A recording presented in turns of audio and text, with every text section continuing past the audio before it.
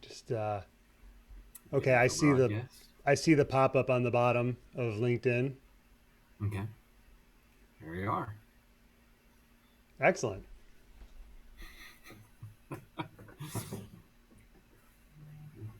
There's a delay between what I'm seeing here and what's up there, though.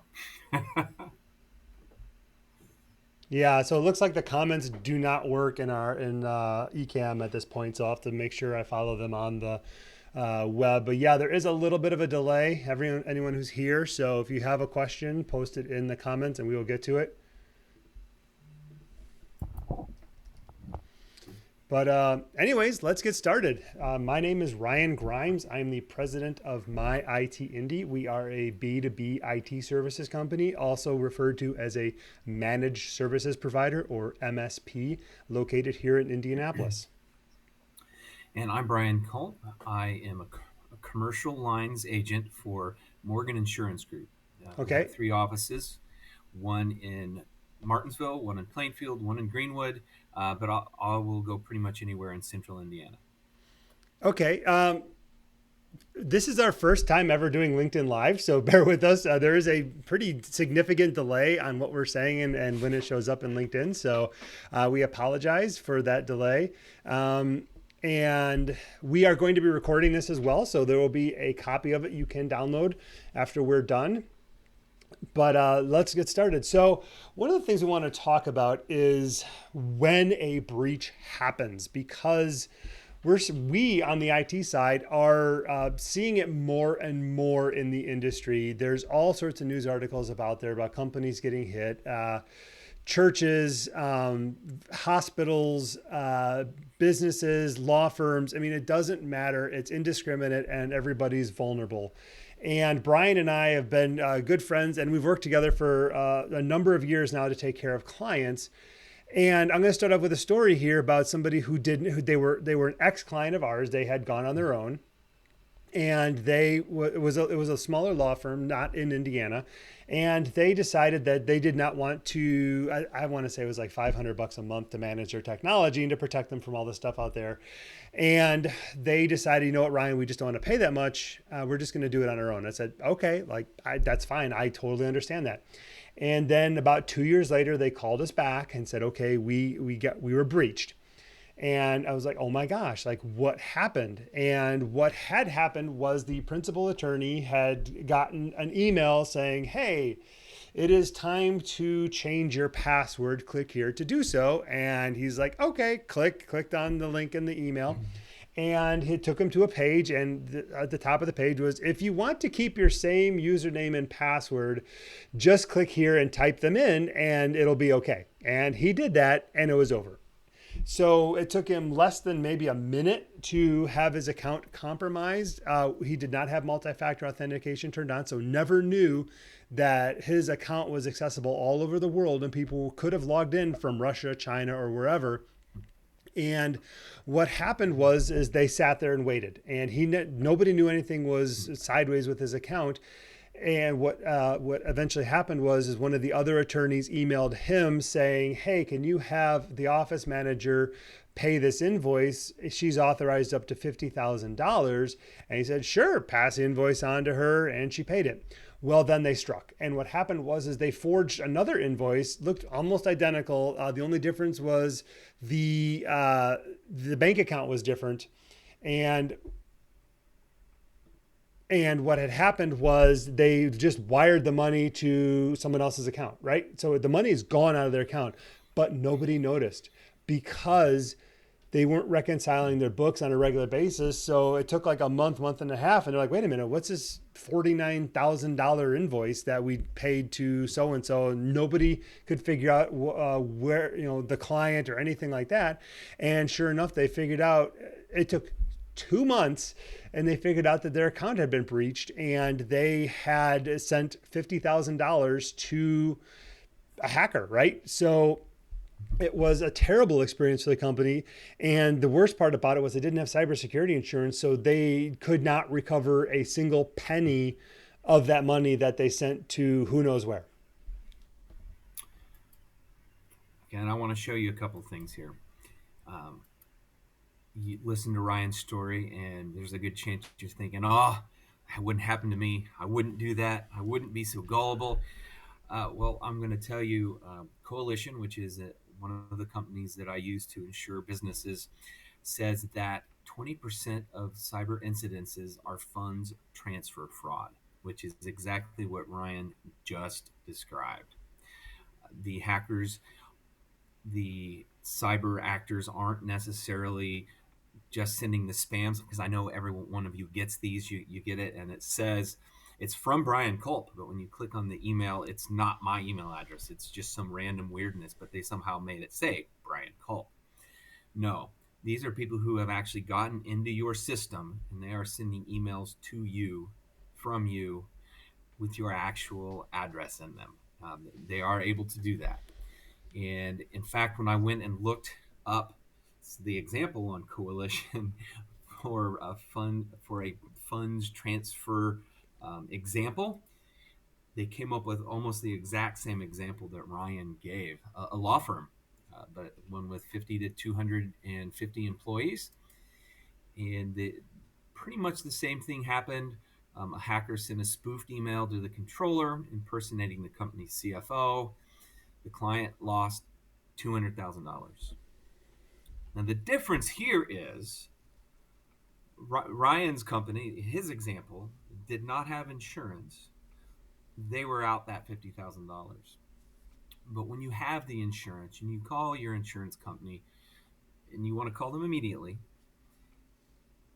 they have ways to go in and get back that money. This money has a trail, it leaves a trail, and they are able to follow it. As a result of Coalition's urgency and relationships, they got back 150,000 of the 200,000 almost immediately. The money was returned to the client. The insurance policy covered the remainder of the lost funds. So that's what happens when you have insurance. When you don't have insurance, my question is, how many of you out there would be able to survive a $50,000 loss, a $200,000 loss? Would your business go out? Um, how much would you struggle at that point? Exactly. And it's really, sorry, there we go.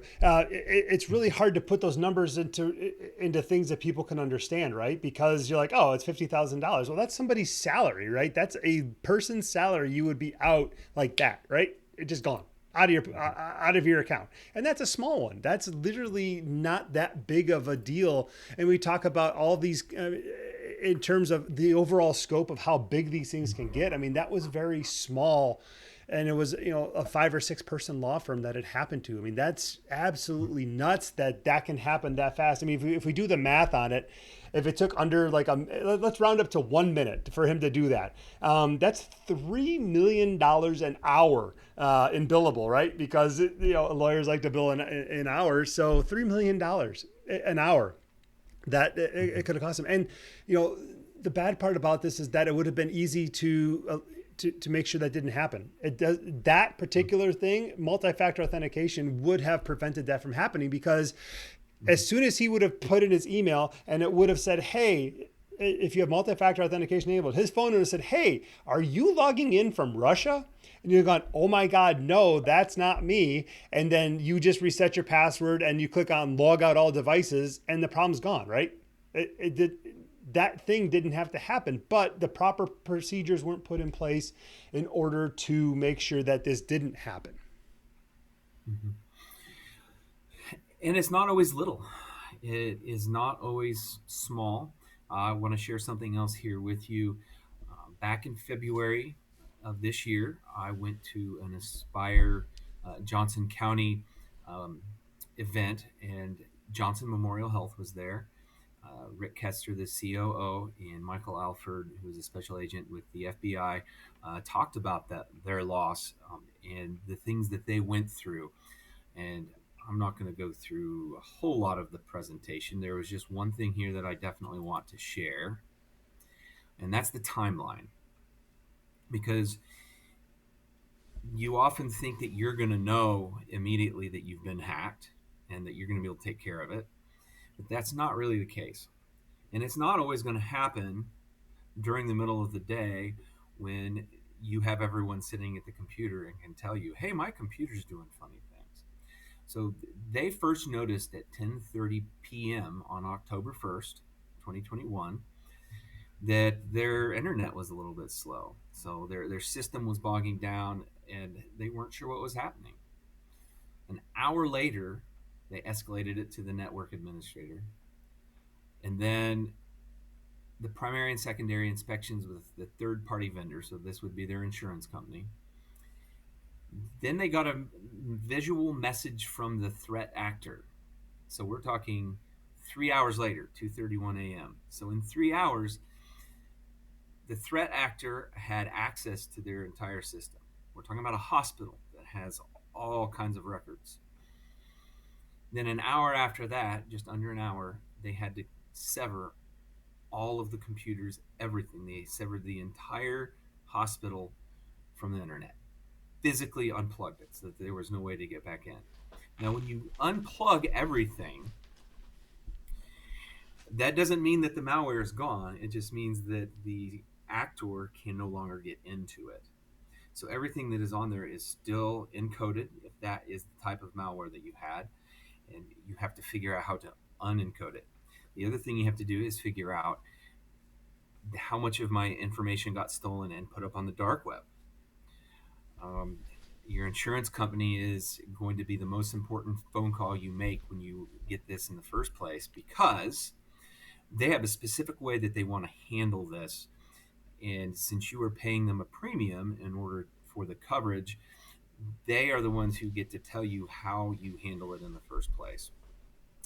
Brian, what's going to happen if one of your customer calls you and says, "I think I've been breached"?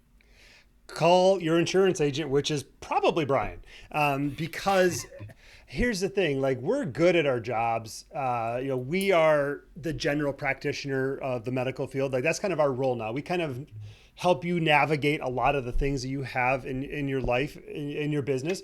But at the same time, like, we understand that there's going to be times when we need to call in people that are experts in this specific thing you have going on, and that's where the insurance company has the experts that know how to decrypt this data. They know how to do a back trace on where it came from to figure out the cause of it. That is beyond the skill set of most managed services providers.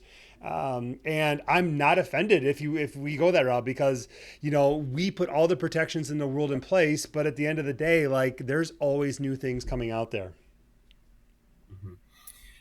In the case of Johnson Memorial Health, when we had this Aspire in February, um, Rick said that they still weren't 100% back up.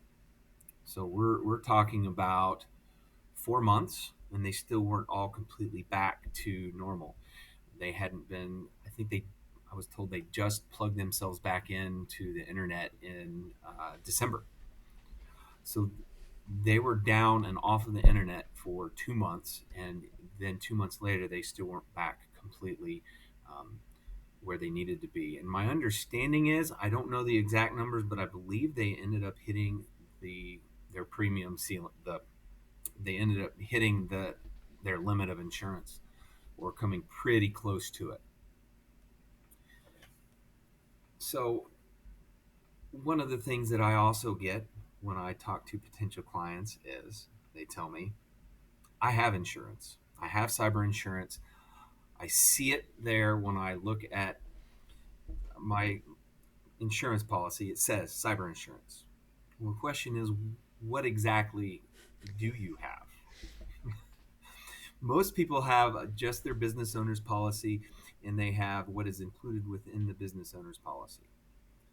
Now, there are several types of insurance. There's first party, and then there's third party for cyber.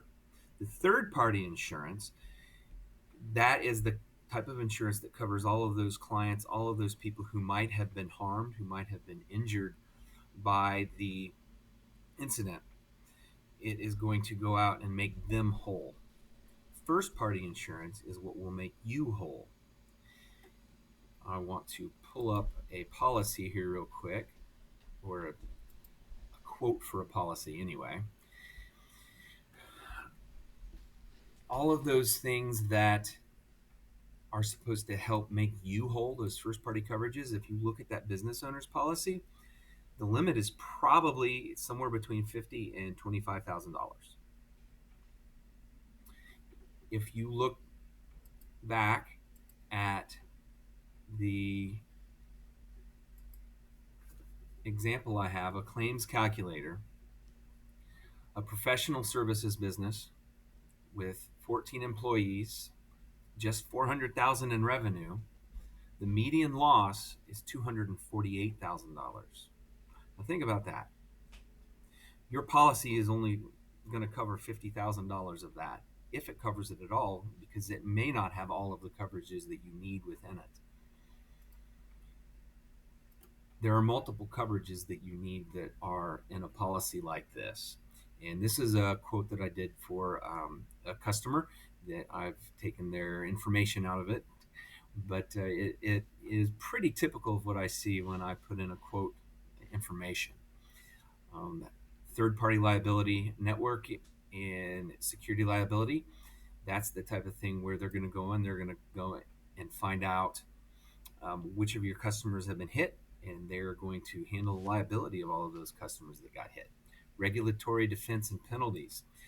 There's a good chance that you will be fined by the state or other entities for not keeping your information safe. Multimedia content liability. They're going to cover you for things that may happen on your website. PCI fines and assessments. You might have fines from the company that does your credit card processing because you didn't keep the information safe. Now, here are the things that are going to help you. The breach response. And this is one of the most important things. The first thing they're going to do is they're going to come to your business. They're going to look through your computers, and they're going to try to find out when the breach happened. Just because it happened today, oh, I got ransomed today, there's a good chance that that was put down on your system 3 months ago. So your IT person, yes, they can go back in and they can take everything from backup, wipe the computers, put the backup on. But if they don't know when that got downloaded, they might be putting that malware right back onto your computer. So you have to be able to find out when it was on there, and that's what you need those specialized companies for. And those specialized companies are not cheap, are they, Ryan? No. If you think lawyers are expensive, go hire a cyber analytics firm. They're not cheap. No. Crisis management and public relations is another one that you will get with those first party coverages. There's a good chance that some of your customers, the public, might hear about the fact that you've been breached and maybe not in business for 2 months. So you're going to have a public relations company help you get yourself back. You're going to have to do some damage control with the public. Cyber extortion, that is where the ransom gets paid if the company decides to pay the ransom. If they can decrypt your information without paying the ransom, they often will. But if they can't, the insurance companies do often pay that ransom. Now, this is the one that is the most important for you: business interruption and extra expenses. If you don't have this and you're down for 2 months, 3 months, are you going to be able to pay your employees? Are you going to be able to pay the vendors that you owe money to? Are you going to be able to keep your clients? Probably not. And you're not going to be having a revenue stream coming in during the time that you were down dealing with this cyber event. The business interruption and extra expenses gives you the money you would have made during that time period so that you're able to keep your employees and pay your vendors and not lose your business altogether. Yeah, actually, And if you are handling data for your clients, like let's say you're a commercial printer and your clients are sending you artwork and they're sending you all the files and you're printing all these things, and let's say you get breached and all their files and artwork get ransomed and all that, and they find out that you weren't, and your clients find out that you weren't doing anything to protect their intellectual property and their data, like that's a lawsuit waiting to happen right there. Um, that's terrible. I mean, if I found out that one of my vendors was just, leaving my data sitting on someone's desktop, not backed up, not protected or anything, that would greatly upset me. And as a business owner, I would probably choose not to do business with them moving forward because they're being, I guess, cyber negligent. We're just making that up right now, but that seems like a term we should use. Mhm. Now, the process to get a full-fledged insurance, cyber insurance policy is generally about a 6-page questionnaire. Okay. So before you can get the policy, there's a lot of questions we're going to have answered, and there's a good chance you're going to need your IT person to answer those, help you answer those. But just to get a quote, I don't need a whole lot of information. You need your full business name, revenue, website address, physical address, any cyber incidents in the last year. I just need to know if you've been hit. I need to know what kind of protection you have. If you have encryption on your laptop, I need to know if your company collects, processes, stores, transmits, or has any PCI, personally identifiable information, protected health information for other than employees. So it's not a big questionnaire just to get the initial quote. And once I get that initial quote, I will then get a policy like this, a quote like this one. But the other thing I get, and I want to show you this as well, is a cyber risk assessment. And with Coalition, I get this for every client that I do a quote. And when I go through this, it gives me a list of the vulnerabilities and the things that might be wrong in your system. Now, I want to caution you, they're looking at it from the outside. They're just taking a look at what they can see from the internet of your company. Ryan, you do something similar, but probably a little more in depth. Yes, so we do a full cybersecurity risk assessment, and we go. I don't want to use the word term invasive, but it's pretty. We get in deep to your technology. So we'll install software on every single computer in your business. And what it does, it allows us to check your network on from the inside and let us know what's going on there. And we get a report card based on all of your computers with any vulnerabilities they have. It can be things like old printer drivers that have an exploit, third-party software like Chrome or Firefox or Zoom having an exploit and it hasn't been updated. And it gives us a report card on every single computer in your company to let us know, hey, this is where you're at with your technology. And if you choose to do business with us, we keep that running at all times. So it lets us know if any more vulnerabilities show up, and then we can remediate them immediately so that you're not susceptible to these vulnerabilities on your technology. But yes, we give you a full, we use like stoplights. So it's like red light, yellow light, green light. But it's the same sort of thing you're seeing from Brian here. And it really helps you see in terms that make sense how your business technology is rated. And having your technology in place is definitely really important. I'm from Mooresville, so I kind of want to give an example. John Dillinger was from Mooresville, um, and he was successful as a criminal because his technology, he had a car with a V8, and he was able to outrun policemen. Policemen weren't able to follow him across lines, across state lines. So he would go into a bank, point a gun at him, say, "Give me your money." They'd give it to him. He'd get in his car, and he'd be across the state line before anybody could catch him. So he was using technology that they didn't have. Now, technology eventually caught up, and the FBI closed all those loopholes. So they were able to go in and do that. Uh, but we're in the same place right now.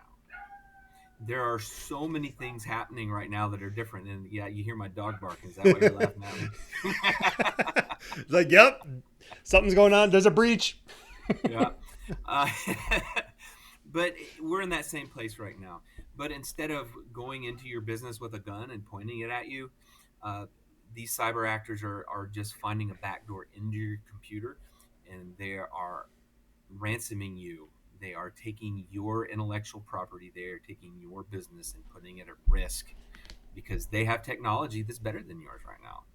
One of the things you can do is have Ryan, have your company that does your IT get you the best technology to protect you.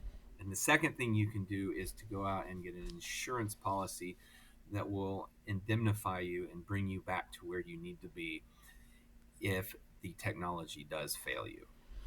Agreed. I mean, you need to protect yourself in both aspects, and IT services have evolved a lot in the past couple of years, especially as the workforce has become more flexible, and a lot of people want to work from anywhere. The responsibility for securing the technology has gotten more complicated.